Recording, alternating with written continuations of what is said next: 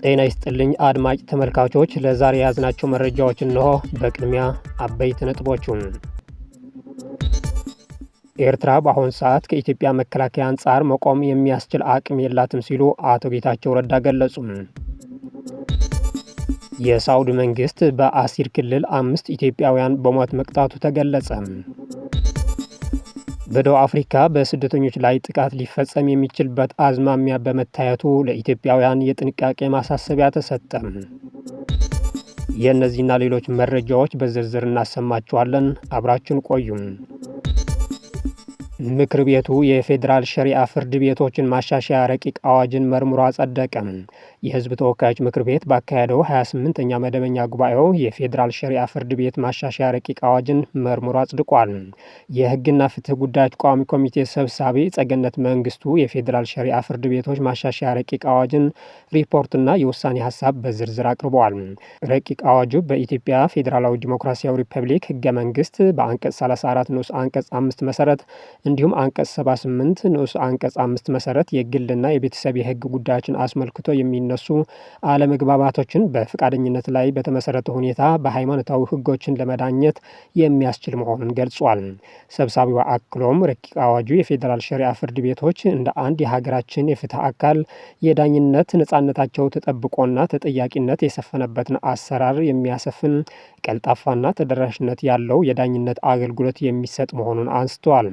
ረቂቅ አዋጁ ሃይማኖታዊ እሴቶችን የሚያከብር ከኢፌዴሪ ህገ መንግስት ጋር የማይቃረንና ረቂቅ አዋጁ የፍርድ ቤቶችን ተጠሪነት አደረጃጀትና የፌዴራል ሸሪዓ ፍርድ ቤቶች አስተዳደር ጉባኤን የሚያቋቁም እንደሆነ ጨምረው አንስቷል።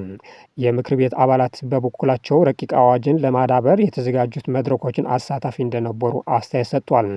በመጨረሻ ምክር ቤቱ በረቂቅ አዋጁ ላይ ሰፊ ውይይት ካደረገ በኋላ የፌዴራል ሸሪዓ ፍርድ ቤት ማሻሻያ ረቂቅ አዋጅ ቁጥር 1428/2018 አድርጎ በሙሉ ድምፅ ማጽደቁን ከምክር ቤቱ የተገኘ መረጃ ያሳያል።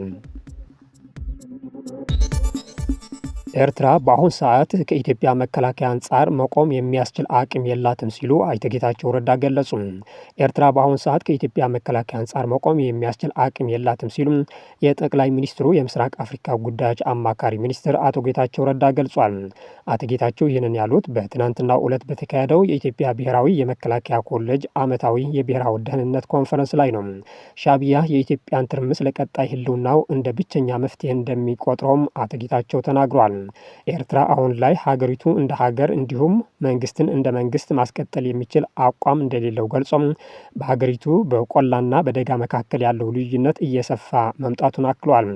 ፕሪቶሪያ በመፈረሙ ምክንያት የመጀመሪያው ቁጣ የኤርትራው ፕሬዝዳንት ኢሳያስ አፈወርቅ እንደነበር አስታውቆም ይህም ህወሓትን የማጥፋት አጀንዳቸው መሳካት ባለመቻሉ እንደሆነም ገልጿል። ሆኖም አሁን ላይ ህወሓት ከሻዕቢያ ጋር እንደሚሰራ ይህም እነርሱን በርካሽ ዓላማን ስለሚፈጽሙለትና ሁለቱም ኢትዮጵያን የማተራመስ ቋሚ አጀንዳ ስላላቸው እንደሆነ ተናግረዋል። ፕሬዝዳንት ኢሳያስ ወደቡ የሚከለከለንም ገንዘብ ስለሚጠላ ሳይሆን ወደ መጠቀም የጀመርን ዕለት የኤርትራ ወጣት መኖሪያውን ኢትዮጵያ ስለሚያደርግ ነው ሲሉም አክለዋል።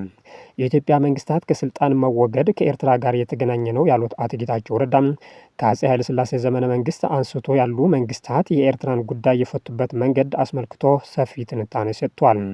ጌታቸው በገለጻቸው ባለፉት 100 ዓመታት የነበሩ የኢትዮጵያ መንግስታት የኤርትራ ጉዳይ የፈቱበት መንገድ መሰረታዊ እንደሆነ በማንሳት ነው። በአሁኑ ሰዓት ከኤርትራ ጋር ያለው ግንኙነት ቀጥታ የብሔራዊ ደህንነት ጉዳዮችን ብቻ ሳይሆን ስለ ወደብ ስናነሳ፣ ስለ ግንኙነት ስናነሳ፣ ስለ ኤርትራ መንግስት ባህሪ ስናነሳ ከታሪክ አንጻር የኤርትራን ጥያቄ የምንመልስበት ሂደት ከአጠቃላይ ህልውናችን ጋር ተያያዥነት አለው ብለዋል። የሳዑዲ መንግስት በአሲር ክልል 5 ኢትዮጵያውያንን በሞት መቅጣቱ ተገለጸ። የሳዑዲ ሀገር ውስጥ ሚኒስተር 5 ኢትዮጵያውያን መግደሉን አስታውቋል። የሀገር ውስጥ ሚኒስተር በሰጠው መግለጫ መሰረት 5 ወጣቶች አስፋ ሀጎስ ንጉስ፣ ክብሮም አረጋዊ ለማ፣ ለገሰ ኃይሉ ገብረ ማርያም ደስታ፣ መለስ ገብረ መድህን ገብረ ወልድ እና ክብሮም ተስፋይ ግደይ መለስ መሆናቸው ታውቋል። ከትግራይ ወደ ሳዑዲ አረቢያ በስደት እንዲሄዱ የሚነገርላቸው ወጣቶቹ በሐሺሽ ማዟዛር ጥፋተኛ ሆኖ በመገኘታቸው ነው።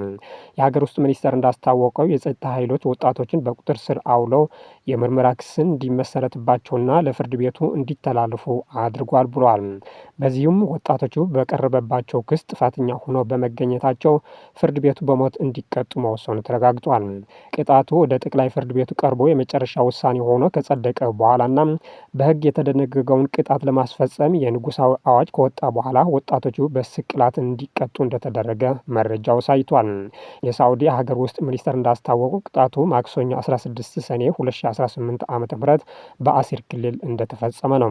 መግለጫው አክሎም የሳዑዲ አረቢያ መንግስት የዜጎችና የነዋሪዎችን ደህንነት ከአደንዛዥ እጽ መቅሰፍትን ለመጠበቅና በህግ መሰረት በህገ ወጥ የሰዎች ዝውውርና አዘዋዋሪዎች ላይ ከባድ ቅጣት ለመጣል ያለውን ቁርጠኝነት አረጋግጧል ብሏል። በመግለጫው ላይ ከተዘረዘሩ ስሞች ማረጋገጥ እንደሚቻለው 5 የተገደሉ ወጣቶች ከሰሜን ኢትዮጵያ ትግራይ ክልል መሆናቸው ያሳያል። የሁማን ራይትስ ዎች ባለፈው ሚያዝያ ወር ቢያንስ 65 የሚሆኑ ኢትዮጵያውያን ስደተኞች በሳዑዲ አረቢያ ከአደንዛዥ እጽ ጋር በተያያዘ የሞት ቅጣት እየተጠባበቁ እንደሆነ አስታውቆ ነበር።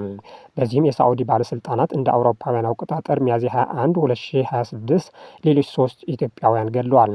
የሁማን ራይትስ ዎች በሳዑዲ አረቢያ አሲር ክልል በሚገኘው የካሚስ ሙሻይት የእስር ማዕከል የታሰሩትን 3 ሰዎች ጉዳይ የሚያውቁ 3 ምንጮችን ቃለ ምልልስ በማድረግ 3 ስደተኞች በሰሜናዊ ኢትዮጵያ ትግራይ ክልል በ2013 እና 2015 መካከል የተከሰተውን ጦርነትና ያስከተለውን የሰብአዊነት ሽሽት የተሰደዱ ናቸው።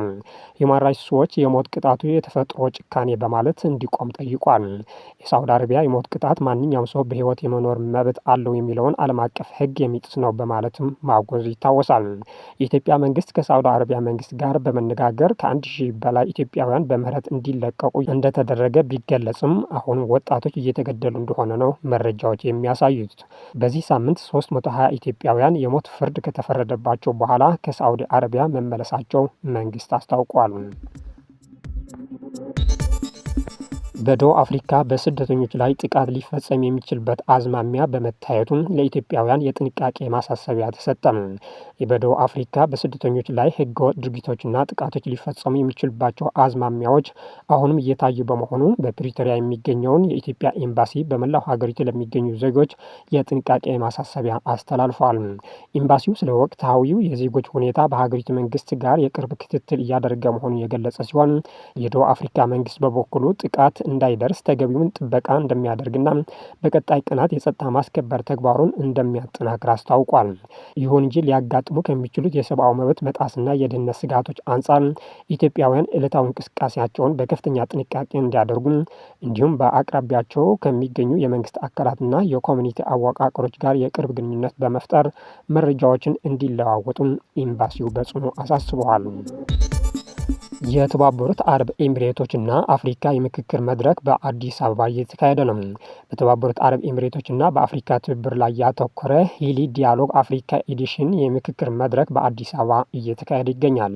በመድረኩ ላይ የውጭ ጉዳይ ኢንስቲትዩት ዋና ዳይሬክተር ጃፋር በድሩ፣ የጠቅላይ ሚኒስትሩ የምስራቅ አፍሪካ ጉዳዮች አማካሪ ሚኒስትር ጌታቸው ረዳን ጨምሮ የተባበሩት አረብ ኤሚሬቶች ፖሊሲ አውጪዎች፣ የአፍሪካ ሀገራት ተወካዮችና ተመራማሪዎች ተገኝተዋል።